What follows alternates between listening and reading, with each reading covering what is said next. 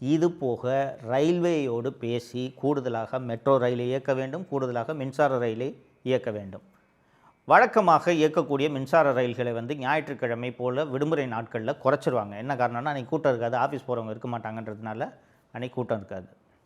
தோழர்களே, இந்த நிகழ்ச்சியை காண வேண்டும் என்பதற்காக மின்சார ரயில் மூலமாக வர வேண்டும் என்று மக்கள் சாரியாக குவிந்து கூடுதல் மின்சார ரயில் விடாத காரணத்தால் ரயில் நிலையங்களில் கூட்டம் நிரம்பி வழிந்தது.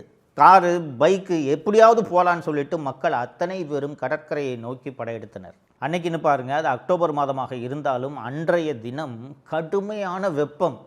பெரிய வெயில் இல்லை, ஆனால் வெப்பம், புழுக்கம், தாகம். ஆங்காங்கே குடிதண்ணீர் வசதியை ஏற்படுத்த வேண்டியது ஒரு அரசின் கடமையா இல்லையா?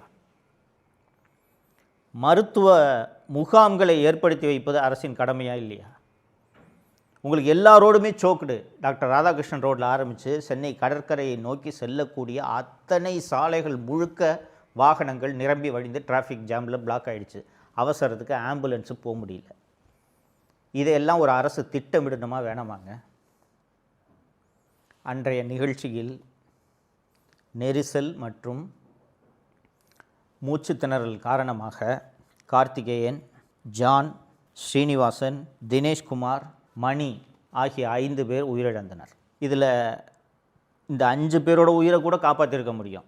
உடனடியாக முதலுதவி செய்திருந்தாலோ, ஆம்புலன்ஸ் மூலமாக மருத்துவமனைக்கு அழைத்து சென்றிருந்தாலோ, இதில் 5 பேரில் ஒரு 3 பேர் உயிரையாவது காப்பாற்றிருக்க முடியும். ஒரு நல்ல முதல்வருக்கு கோபம் வரணுமா வேணாமாங்க? நான் என் குடும்பத்தோடு பத்திரமா உட்காந்து நான் பார்த்துட்டேன். சாதாரண பொதுமக்களுக்கு பாதுகாப்பு கொடுக்க முடியலன்னா என்னன்னையா சொல்லுவாங்க? சிட்டி கமிஷனர் வாயாங்க, நீ தானே அதுக்கு காரணம். என்ன அரேஞ்ச்மெண்ட் பண்ண? 5 பேர் சாகிற அளவுக்கு நீ என்ன அரேஞ்ச்மெண்ட் பண்ண? பப்ளிக் செக்ரட்டரி வாங்க, சீஃப் செக்ரட்டரி வாங்க, ஃபயர் சர்வீஸ் டைரக்டர் வாங்க, கேட்டு இதில் ஒரு 2 பேரை சஸ்பெண்ட் பண்ணியிருக்கணுமா இல்லையா?